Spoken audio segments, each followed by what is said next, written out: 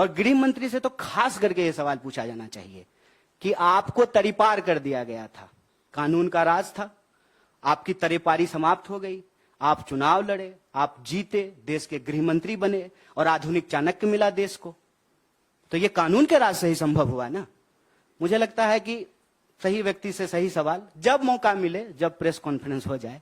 हम अभी जाति पे बात करने के लिए आए हैं, जनगणना पे बात करने के लिए। शुक्रिया विनीत भाई। सबसे पहले तो आप सभी पत्रकार साथियों का हार्दिक स्वागत करता हूं। जैसा कि आपको विनीत जी ने बताया है कि यह संवाददाता सम्मेलन या प्रेस कॉन्फ्रेंस 2 मुद्दों को लेकर के किया गया है। पहला तो आप सब जानते हैं कि महाराष्ट्र में सरकार की मौजूदगी में सरकारी कार्यक्रम में सरकारी लापरवाही से 11 लोगों की दर्दनाक मौत हुई है।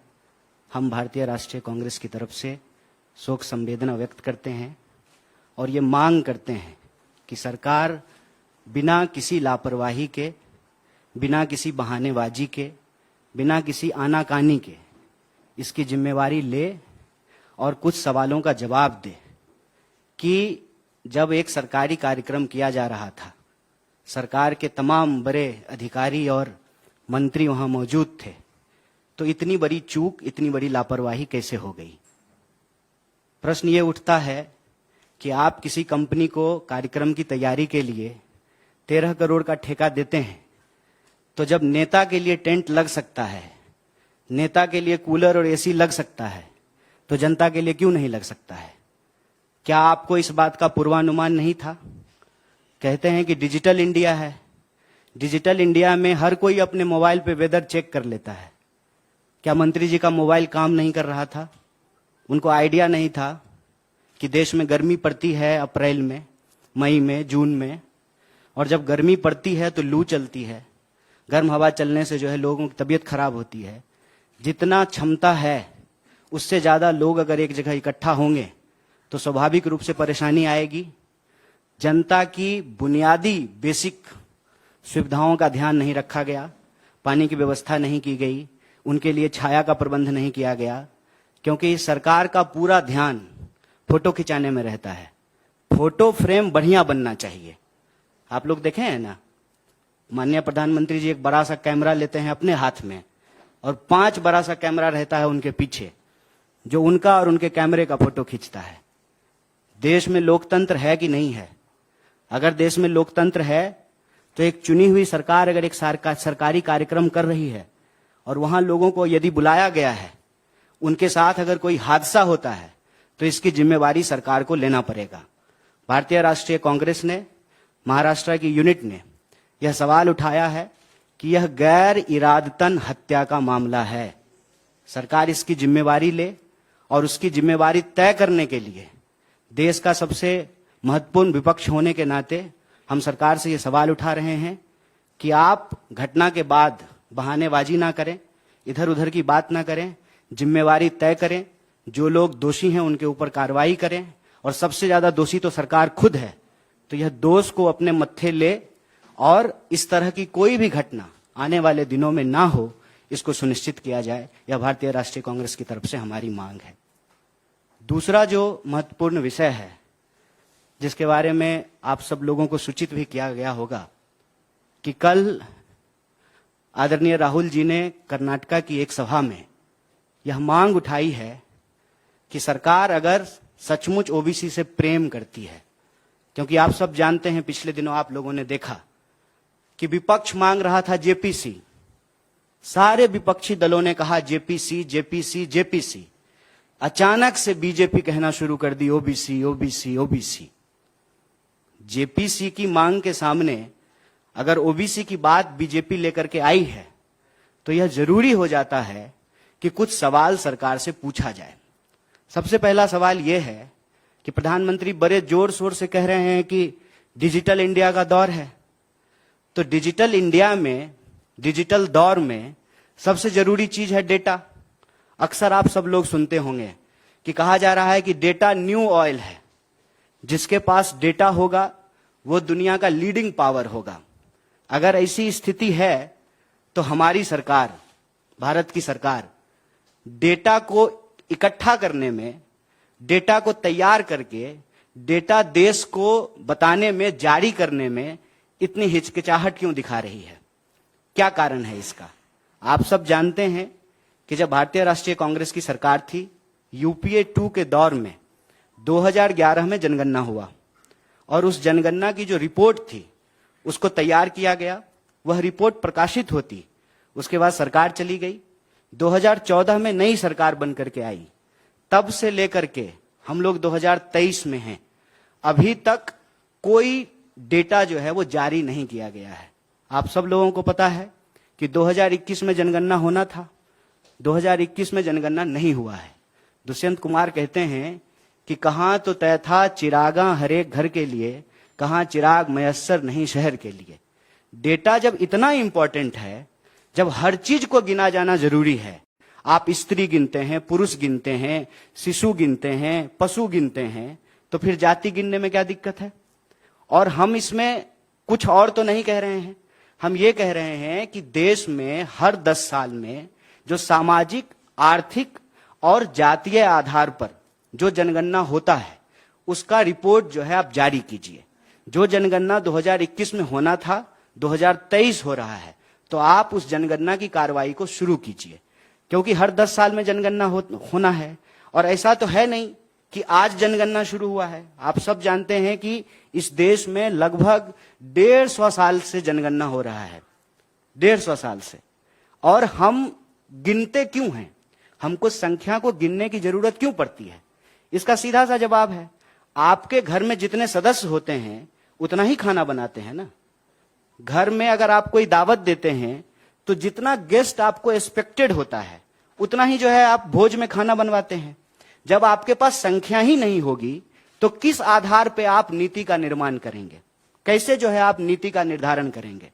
संख्या होना जरूरी है। और संख्या के मामले में आप सब लोगों को पता है, ना सरकार इस बात को बताने में इंटरेस्टेड है कि अदानी जी की सेल कंपनी में 20,000 करोड़ रुपया कहां से आया, ना सरकार इस बात को बताने में इंटरेस्टेड है कि इस देश की वास्तविक संख्या क्या है। आप अगर प्रधानमंत्री जी की रैली को भी ध्यान से सुनेंगे तो कुछ दिन पहले कह रहे थे 135 करोड़, 135 करोड़, आजकल कहते हैं 140 करोड़। तो 135 करोड़ से 140 करोड़ हम कैसे हो गए हैं? क्या सचमुच 140 करोड़ हुए हैं कि 139 करोड़ ही हो रहे हैं? ये आंकड़ा तो सरकार को इकट्ठा करना चाहिए, सरकार को ये आंकड़ा जारी करना चाहिए। और जब गिन ही रहे हैं, पेड़ गिन लेते हैं, पशु गिन लेते हैं, शिशु गिन लेते हैं, तो जाति भी गिन लीजिए। आज देश को आखिर पता तो चले कि किस वर्ग के लोगों की वास्तविक हालत क्या है। यह भी तो हो सकता है ना। सरकार ने ही किया है कि इस देश में 10% ईडब्ल्यूएस के आधार पर रिजर्वेशन दिया है और कांग्रेस पार्टी ने, भारतीय राष्ट्रीय कांग्रेस ने उसका समर्थन किया कि अगर आपके पास यह आंकड़ा है कि जनरल कैटेगरी के लोग भी गरीब हैं, अगर आप उनको मदद देना चाहते हैं तो मदद दीजिए। सरकार यह भी डेटा इकट्ठा करती है कि गरीबी रेखा से नीचे कितने लोग रह रहे हैं। इसके आधार पे आप बीपीएल कार्ड जारी करते हैं, इसके आधार पे आप उनको खाद्यान्न सुरक्षा देते हैं, इसके आधार पे आप प्रधानमंत्री आवास योजना के तहत उनको घर बना करके देते हैं। तो किसी भी सरकार के लिए आंकड़ा का होना जरूरी है। प्रश्न यह है कि आंकड़ा क्यों छुपाया जा रहा है? और आप सबने देखा कि किस चालाकी से यह काम की जाती है। राहुल जी ने चोर को चोर कहा। अब बताइए, चौ को चौ नहीं कहेंगे तो 100 कहेंगे? चोर को चोर ही तो कहा था। तो इन्होंने कह दिया कि ओबीसी का अपमान कर रहे हैं। प्रधानमंत्री अपनी रैलियों में जाकर के कहते हैं कि मैं ओबीसी से आता हूं। अरे तो आप ओबीसी से आते हैं तो बहुत खुशी की बात है, बहुत अच्छी बात है कि ओबीसी देश का प्रधानमंत्री बना है। यह इस बात को सुनिश्चित करेगा कि अब सरकारी विभाग में कोई भी पोस्ट जो है वो खाली नहीं होगा। जितना विभाग में रिक्तियां हैं, सारी रिक्तियां भर दी जाएगी। लेकिन रिक्तियां भरने से पहले यह जानकारी तो हो कि इस देश में लोगों की वास्तविक हालत क्या है, उनकी सामाजिक स्थिति क्या है, उनकी आर्थिक स्थिति क्या है, उनकी जातीय स्थिति क्या है। जात के आधार पर राजनीति करेंगे, जात के आधार पर वोट लेंगे, जात के आधार पर विपक्ष को घेरने का प्रयास करेंगे, लेकिन जाति की संख्या क्या है यह बताने की बात नहीं कर रहे हैं। और हम गिनने की ही बात कर रहे हैं ना। गिनने में क्या तकलीफ है? कहते हैं कि किसी भी राज्य का निर्माण कैसे होता है? 3 चीजों से होता है, संख्या, जमीन और संप्रभुता। तो संख्या तो पता होना चाहिए ना कि भारतीय राज्य की सीमाओं के भीतर कितने भारतीय रहते हैं, उनकी वास्तविक हालत क्या है, चाहे वो किसी भी वर्ग से आते हो। आज तो कोई भी ये नहीं कह सकता है ना कि रिजर्वेशन नहीं मिल रहा है। आज तो सबको रिजर्वेशन मिल रहा है। आज तो जनरल कैटेगरी को भी रिजर्वेशन मिल रहा है, ओबीसी को भी मिल रहा है, एससी को भी मिल रहा है और एसटी को भी मिल रहा है। और ये रिजर्वेशन तो बीजेपी नहीं दिया है। तो बीजेपी को यह बात स्पष्ट करना चाहिए। और आरएसएस के प्रमुख का कई बार आप लोग बयान सुन चुके होंगे कि वो कहते हैं कि हम रिव्यू करना चाहते हैं, रिजर्वेशन पॉलिसी का हम रिव्यू करना चाहते हैं।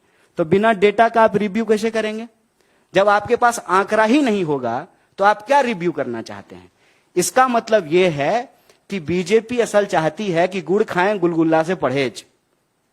मतलब एक वर्ग को कह दें कि नहीं नहीं, गिनने की क्या जरूरत है, इससे समाज जो है उसमें जात पात फैलेगा, समाज में जातिवाद बढ़ेगा। अगर ओबीसी बोलने से समाज में जात पात फैलता है तो प्रधानमंत्री अपनी रैली में जाकर के ये क्यों कहते हैं कि मैं ओबीसी हूं? विपक्ष जब जेपीसी की मांग करता है, जब राहुल जी चोर को चोर कहते हैं, तो सरकार क्यों कहती है कि आप ओबीसी का अपमान कर रहे हैं? अगर यह शब्द बोलने से, यह शब्द कहने से, इसको गिनने से समाज में जात पात फैलता है तो बीजेपी इसके आधार पर राजनीति क्यों करती है? बीजेपी को अपना स्टैंड क्लियर करना चाहिए। बीजेपी को देश की जनता को जाकर के बताना चाहिए कि आप जनगणना कराना चाहते हैं कि नहीं कराना चाहते हैं। और आप जनगणना कराना चाहते हैं तो जनगणना कराइए, जैसे बिहार में हो रहा है। अगर आप नहीं कराना चाहते हैं तो वो भी प्रेस कॉन्फ्रेंस करके देश को बताइए कि हमको देश के लोगों को गिनने की जरूरत नहीं है, सरकार को लोगों को गिनने की जरूरत नहीं है। उनका दोस्त जो है ना वो डेटा इकट्ठा कर रहा है, जिसके आधार पे जो है वो चुनाव की नीति बना लेंगे। लेकिन सवाल यहां सरकार की नीति निर्धारण का है। कितने लोग किस घर में रहेंगे उसी के आधार पे आप कमरा बनवाएंगे ना। एक जो है बेडरूम बनवाएंगे, बच्चा हो गया है 2 तो एक जो है चिल्ड्रन रूम बनवाएंगे, गेस्ट आते हैं तो एक गेस्ट रूम बनवाएंगे। किसी भी नीति का निर्माण आप डेटा के आधार पे करेंगे। सरकार डेटा जारी नहीं करना चाहती है और यह सवाल राहुल जी ने उठाया है, जो आज के लिए बहुत जरूरी सवाल है। और अगर आपको प्रेम है, जो आप दावा करते हैं और अपनी रैलियों में जाकर के बताते हैं, तो देश को बताइए कि देश में जाति के आधार पर लोगों की वास्तविक स्थिति क्या है। लोगों को बताइए कि आर्थिक आधार पर लोगों की स्थिति क्या है, सामाजिक आधार पर लोगों की स्थिति क्या है। इसका डेटा इकट्ठा कीजिए, जनगणना करवाइए, उस डेटा को जारी कीजिए, तब जाकर के पता चलेगा ना कि दुनिया में डंका बज रहा है जिस देश का, उस देश की असली हालत क्या है। हम भारतीय राष्ट्रीय कांग्रेस की तरफ से यह मांग करते हैं और हमारे राष्ट्रीय अध्यक्ष माननीय मल्लिकार्जुन खड़गे साहब ने प्रधानमंत्री को चिट्ठी लिखा है। उस चिट्ठी में यह जिक्र किया है कि हम दोनों सदन में इस बात को उठाए हैं कि 2011 में जो जनगणना हुई थी उसकी रिपोर्ट को आप जारी कीजिए। 2021 में जो जनगणना होना था उस जनगणना को अविलंब शुरू कीजिए। और जब एक काम हो रहा है, एक पंथ दुई काज हो जाए। जब गिन ही रहे हैं तो सब आधार पे गिन लीजिए। जब हर आधार पे समाज में लोग रह रहे हैं तो हर आधार पे लोगों को गिन लीजिए। और सरकार के पास डेटा होना जरूरी है। सरकार अगर कहती है कि देश में खुशहाली है, देश में खुशहाली आई है, लोगों के बीच में प्रॉस्पेरिटी फैला है, तो यह बताने में क्या दिक्कत है कि देश में जो है कितने बेरोजगार हैं। आप सब लोग इस बात को जानते हैं कि सरकार ने सर्वे कराना बंद कर दिया है। सरकार के पास बेरोजगारों का कोई आंकड़ा नहीं है, क्योंकि सरकार रोजगार देने में इंटरेस्टेड ही नहीं है। इसीलिए जो है बेरोजगारों को गिनने के लिए तैयार नहीं है। भारतीय राष्ट्रीय कांग्रेस की तरफ से यह स्पष्ट और सीधा मांग है, अविलंब जनगणना करवाई जाए। और जनगणना तीनों आधार पे, जिस तरीके से 2011 में हुआ था, सामाजिक, आर्थिक और जातीय आधार पर, तीनों आधार पर जनगणना हो। अगर बिहार सरकार जाति की जनगणना करवा सकती है तो देश की सरकार भी करवा सकती है। और यह देश के लोगों का संवैधानिक बुनियादी अधिकार है कि उनको पता चले कि उनकी वास्तविक स्थिति क्या है। आप लोग बड़े धैर्य से हमको सुने। आपके जो प्रश्न होगा उसका भी हम धैर्य से जवाब देने का कोशिश करेंगे। बहुत बहुत शुक्रिया, बहुत धन्यवाद। नहीं, मैंने ऐसा नहीं कहा। मैंने कहा कि इस देश में सभी वर्ग को रिजर्वेशन मिल रहा है। जनरल को भी मिल रहा है, ओबीसी को भी मिल रहा है, एससी को भी मिल रहा है, एसटी को भी मिल रहा है। तो इस देश के अंदर रहने वाले जो लोग हैं उनका हर जगह भागीदारी सुनिश्चित होना चाहिए। और ये बात जो है किसी भी लोकतांत्रिक व्यवस्था के लिए जरूरी है। आप इसको सिंपली जो है एक बैलगाड़ी के उदाहरण से समझ सकते हैं। दो बैल एक बैलगाड़ी खींचता है, एक बैल अगर बायां चले और दूसरा बैल दायां चले तो गाड़ी तो आगे नहीं बढ़ेगी। समाज में अगर आप संतुलन चाहते हैं तो जिसकी जितनी संख्या है उसकी उतनी भागीदारी आपको सुनिश्चित करनी पड़ेगी। अभी तो हम सामाजिक, आर्थिक और जातीय आधार पर गणना की बात कर रहे हैं। 50% महिला भी तो है। कब तक जो है हम लोग इस बात को दबाते रहेंगे? आधी आबादी को कब तक जो है उनके हक से हम लोग महरूम करके रखेंगे? ये जो सवाल है इसको आप एक वर्ग के द्वारा दूसरे वर्ग के खिलाफ किया जाने वाला किसी कार्य के रूप में मत देखिए। इसको आप ऐसे देखिए कि किसी भी राज्य के लिए उस राज्य के भीतर रहने वाले जो लोग हैं उनकी वास्तविक स्थिति का पता होना चाहिए। यह सीधी सी बात है। राहुल गांधी जी ने कहा है, वो राहुल गांधी जी नहीं आज कह रहे हैं। आप जानते हैं कि इस देश में 30-40 साल से यह बात कही जा रही है। मेरे ख्याल से आप उत्तर प्रदेश हैं, उत्तर प्रदेश में जो है एक बड़े नेता हुए मान्यवर कांशीराम जी, उन्होंने यह नारा दिया था, जिसकी जितनी संख्या भारी उसकी उतनी हिस्सेदारी। और डेमोक्रेसी में और हम कह क्या रहे हैं? क्या कहती है बीजेपी? बीजेपी तो बार बार बहुसंख्यक बहुसंख्यक बहुसंख्यक ही बोलती है ना। किस आधार पे बोलती है? क्योंकि इस देश में गणना हुआ है, गिनती से हमको पता चला है। योगी जी इसी आधार पे 80-20 कर रहे हैं ना, क्योंकि वो गणना हुआ है। आप यह बात बोल रहे हैं। और अगर ऐसा होता है कि जिसकी जितनी संख्या है तो किसी के साथ जो है यह अन्याय नहीं है। अरे मेरी संख्या 5 है तो हमारा 5% होगा, जिसकी संख्या 20 है उसका 20% होगा, महिला की संख्या 50 है तो उसका 50% होना चाहिए। तो राहुल जी ने इस आधार पर यह कहा है कि अगर आप लोकतंत्र को मजबूत करना चाहते हैं तो लोगों को उनकी संख्या के अनुपात में आपको हिस्सेदारी देनी पड़ेगी। और ऐसा जो है राहुल जी सिर्फ बोल नहीं रहे हैं। मैं कांग्रेस पार्टी के द्वारा लिए गए हाल के दिनों में कुछ फैसले की तरफ आपका ध्यान आकर्षित करना चाहता हूं। पिछली 2 महत्वपूर्ण जो है कार्यक्रम भारतीय राष्ट्रीय कांग्रेस की तरफ से हुआ, एक उदयपुर का चिंतन शिविर और दूसरा रायपुर का महाधिवेशन। दोनों ही जगह यह बात कही गई कि भारत दुनिया का सबसे युवा देश है। हर 5वां नौजवान दुनिया का भारतीय है। तो आप अगर कोई नीति बना रहे हैं तो आप युवाओं को नजरअंदाज करके नहीं बनाएंगे। इसीलिए 50 अंडर 50 का पॉलिसी लेकर के आया गया है। इसको सिर्फ आप कास्ट के फ्रेमवर्क में मत देखिए। इसमें जाति भी है, वर्ग भी है, लिंग भी है, आमदनी भी है और हर तरह के पहचान। अब मान लीजिए, क्या साउथ के राज्य ने यह मांग करना नहीं शुरू किया है कि हम सेंटर को जितना टैक्स देते हैं बदले में हमको उतना रिटर्न नहीं मिलता है? ऑलरेडी ये मांग वहां के राज्य कर रहे हैं। तो हमारा सिंपल और सीधी सी बात है कि सरकार को आंकड़ा इकट्ठा करना चाहिए, सरकार के पास आंकड़ा होना चाहिए, ताकि सरकार जब नीति निर्माण करे तो उसको नीति निर्माण करने में सुविधा होगी। और आप जानते हैं भारतीय सांख्यिकी आयोग आजकल उसके पास करने के लिए कुछ नहीं है। ना इकोनॉमिक सर्वे करा रहे हैं, ना अनएम्प्लॉयमेंट का डेटा इकट्ठा कर रहे हैं, ना जनगणना करवा रहे हैं, ना जो है उनकी संख्या जारी कर रहे हैं। तो पॉलिटिकल स्लोगन में यह सुनने में तो बहुत अच्छा लगता है, देश आगे बढ़ रहा है। कितना आगे बढ़ा है? ऐसे नहीं हो सकता है ना। आपको हम बोले कि भैया केला लेते आइएगा तो आप पूछेंगे ना कि कितना, आधा दर्जन की 1 दर्जन? तो जितना हमको जरूरत होगा उस हिसाब से बोलेंगे। डेटा को लेकर के इतनी रिलक्टेंसी, इतनी हिचकिचाहट सरकार के मन में क्यों है? तो राहुल जी ने यह प्रश्न सीधा सीधा उठाया है कि एक तो हमने 2011 में जनगणना कराया था, तीनों आधार पे कराया था। अगर आपको प्रेम है तो पहले तो आप 2011 का ही डेटा रिलीज कर दीजिए। दूसरा, हर 10 साल में जो जनगणना होनी है उसको कराइए। ऑलरेडी 2 साल लेट हो गया है। और जब करा ही रहे हैं तो एक ही खर्चा में हो जाएगा। जैसे आपके घर पे आएंगे गिनने के लिए आपको, तो आपको भी गिन लेंगे, आपकी घर की महिला को भी गिन लेंगे, बच्चा को भी गिन लेंगे, और आप कौन जाति के हैं ये भी गिन लेंगे। आपके घर में कितना सिलेंडर है, आपका रूम कितना है, आप कौन सा गाड़ी इस्तेमाल करते हैं, आपकी इकोनॉमिक हालत क्या है, इसको भी गिन लेंगे। जितना हमारे पास जो है वेरिएशन ऑफ डाटा रहेगा, डेटा रहेगा, बिहारी आदमी इसलिए डाटा बोल देते हैं कभी कभी, जितना हमारे पास डेटा रहेगा उतना आसानी होगी हमको पॉलिसी बनाने में। तो अननेसेसरी जो है ना, इसमें कोई पॉलिटिकल मीनिंग नहीं ढूंढना चाहिए। ये राज्य की जिम्मेवारी है और जनता का अधिकार है। मोदी जी की भी। हाँ हाँ बोलिए ना भाई, घबराइए नहीं, बोलिए। मोदी जी जब गुजरात के सीएम थे तब वो ओबीसी नहीं थे, कुछ दिन जब रह लिए तब हो गए। ठीक बात है, पूछिए क्यों नहीं सफल होगा?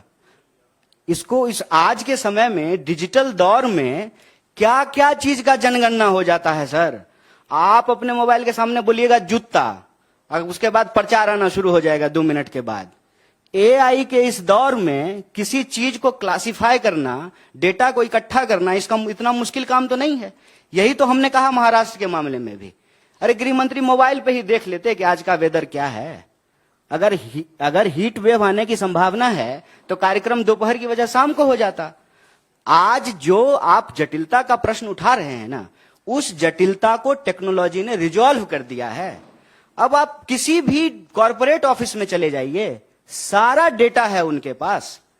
किसी भी कॉर्पोरेट कंपनी के पास चले जाइए, सारा डेटा है उनके पास। आपकी जो उम्र है ना, उसी के हिसाब से जो है आपको ऐड आएगा, और आप जो देखेंगे उसी के हिसाब से आपको वीडियो भी आएगा। आज के डेट में ये सब कोई मुश्किल काम नहीं है। सरकार अगर चाहेगी डेटा इकट्ठा करना, तो जो जनगणना होगा उस जनगणना में जो लोग पूछने के लिए जाएंगे घर घर, वो सब सवाल पूछ लेंगे कि आप किस तरह के राजपूत हैं, किस तरह के ब्राह्मण हैं, किस तरह के यादव हैं। 3, 13, सवा लाख, 13 लाख, कुछ ऐसा है ना। इतने प्रकार के ब्राह्मण हैं, कितने प्रकार के भूमिहार हैं, कितने प्रकार के राजपूत हैं, कितने प्रकार के यादव हैं, सब गिना जा सकता है सर। और हम क्यों ये बात उठा रहे हैं? हम इसलिए बात उठा रहे हैं कि देश के पास, सरकार के पास देश के लोगों की पूरी जानकारी होनी चाहिए। अगर आप देश में इंटरेस्टेड हैं तो, अगर आप देश का नाम लेकर के दोस्त में इंटरेस्टेड हैं तो वो अलग बात है कि देश जो है उसकी स्थिति ये हुई कि 50% लोगों की 40% आमदनी घट गई, और प्रधानमंत्री जी के दोस्त की जो है आमदनी बढ़ गई। वो दुनिया के दूसरे तीसरे सबसे बड़े अमीर व्यक्ति बन गए। अगर सिर्फ इसी डेटा से मतलब है तो अलग बात है।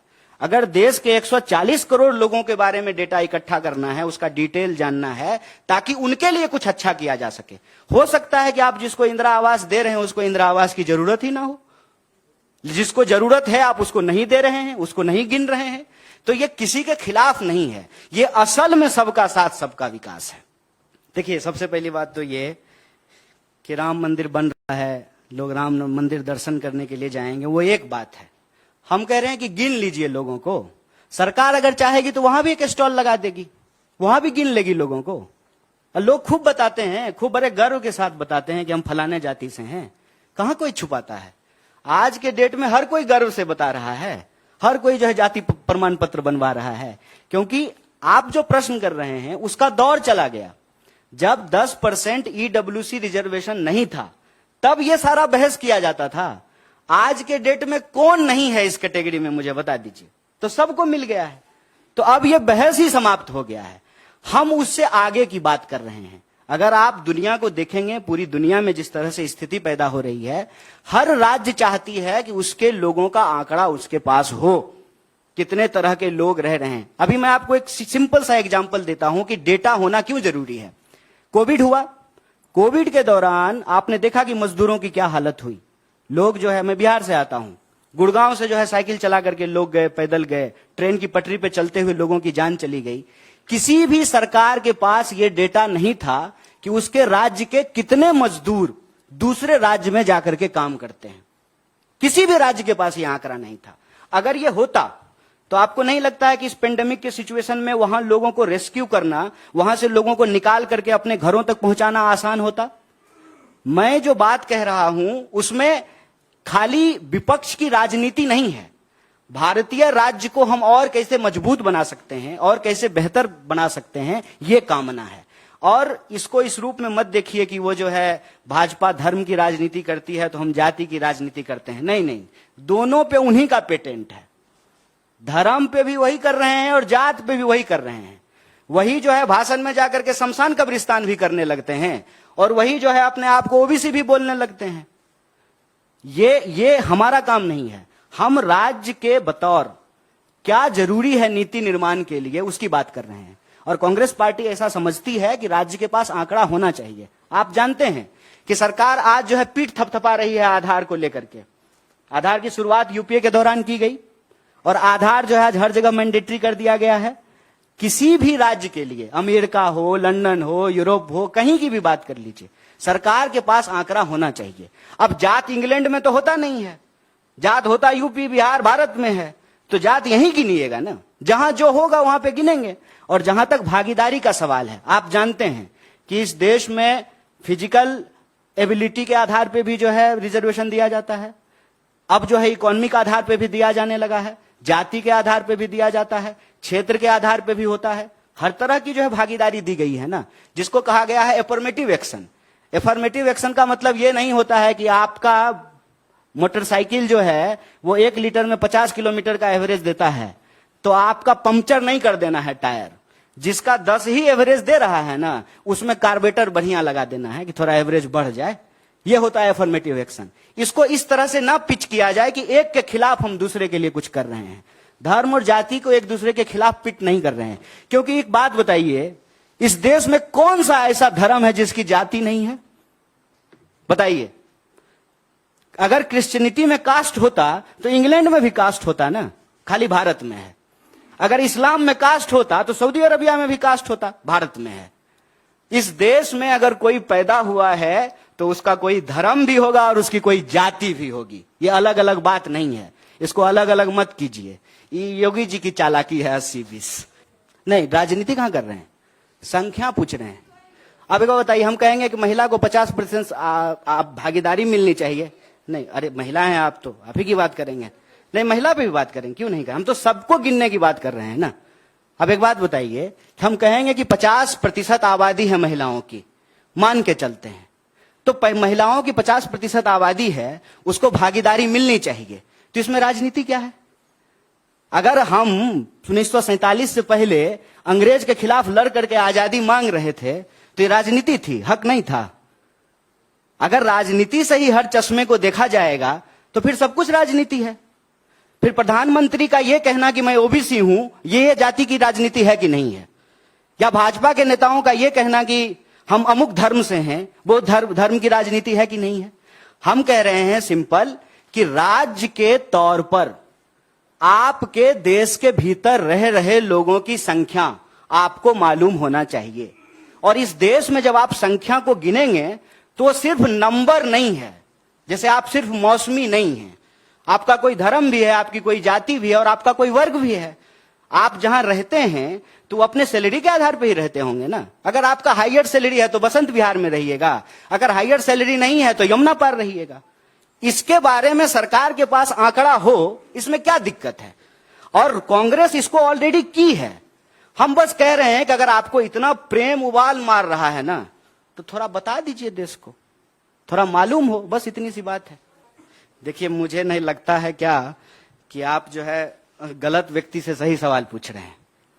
अब गलत व्यक्ति हम इसलिए कह रहे हैं कि यह सवाल बेसिकली आपको जय शाह के पिताजी से पूछना चाहिए। सिंपल एक लाइन में पूछना चाहिए कि आप देश के गृह मंत्री हैं, मामला लॉ एंड ऑर्डर का है।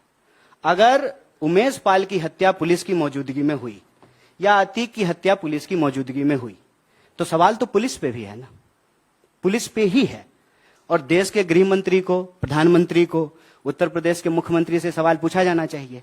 और गृह मंत्री से तो खास करके यह सवाल पूछा जाना चाहिए कि आपको तरीपार कर दिया गया था, कानून का राज था, आपकी तरेपारी समाप्त हो गई, आप चुनाव लड़े, आप जीते, देश के गृह मंत्री बने और आधुनिक चाणक्य मिला देश को। तो ये कानून के राज से ही संभव हुआ ना।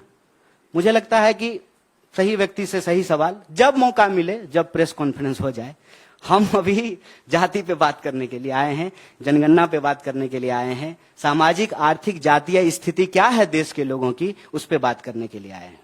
एकदम आप सवाल पूछते रहिए, हमारी सीरियसनेस बनी रहेगी। हर प्रेस कॉन्फ्रेंस में सवाल कीजिए। जैसे जब हम ओल्ड पेंशन स्कीम पे बोले थे ना, तो वैसे ही सवाल आ रहा था। तो तीनों राज्य में ओल्ड पेंशन स्कीम लागू हो गया, लगातार पूछिए। देखिए, मीडिया का काम है सत्ता पक्ष हो या विपक्ष, उसके ऊपर दबाव बना करके रखना। यह सवाल पूछते रहिए और जब हो जाएगा तो फिर से वाह वाह। अब ये तो मल्लिकार्जुन खड़गे साहब कहेंगे ना, लेकिन मैंने जो आपको कहा है वो आप भी समझ रहे हैं। हम पीएचडी की है ना सर, इसलिए मेरा डेटा हमारे लिए बहुत इंपॉर्टेंट चीज है। जी जी, पूछिए पूछिए पूछिए। सर एक बात तो ये कि आप बिल्कुल पूछिए सर, आपका हक है कि आप सवाल पूछें और हम जितना भी दे सकें आपको जवाब दें। एक तो ऐसा नहीं है कि आज कर रहे हैं, अगर आप मेरे ही प्रेस कॉन्फ्रेंस को देखेंगे ना, बाकी और किसी का नाम नहीं ले रहे हैं, तो 31 तारीख को सूरत में जब हम प्रेस कॉन्फ्रेंस करने के लिए गए थे तो इस सवाल को उठाया था। राहुल जी भी बोल रहे हैं, इससे पहले कैप्टन अजय ने यहीं से जो है उन्होंने प्रेस कॉन्फ्रेंस किया था। और हम ये कह रहे हैं कि 2011 में जो है हमने ये सर्वे कराया, ये सर्वे है, हमने ये सर्वे कराया, जनगणना एक प्रकार का सर्वे है, हमने ये सर्वे कराया और रिपोर्ट तैयार होते होते हमारी सरकार चली गई, ठीक है। फिर ड्यू डेट जो था वो 2021 था, तो 2021 में सरकार ने कहा कि कोविड के चलते हम नहीं करा रहे हैं। अब देखिए, अच्छा आपको सर मैं चिट्ठी दे देता हूं खरगे जी का।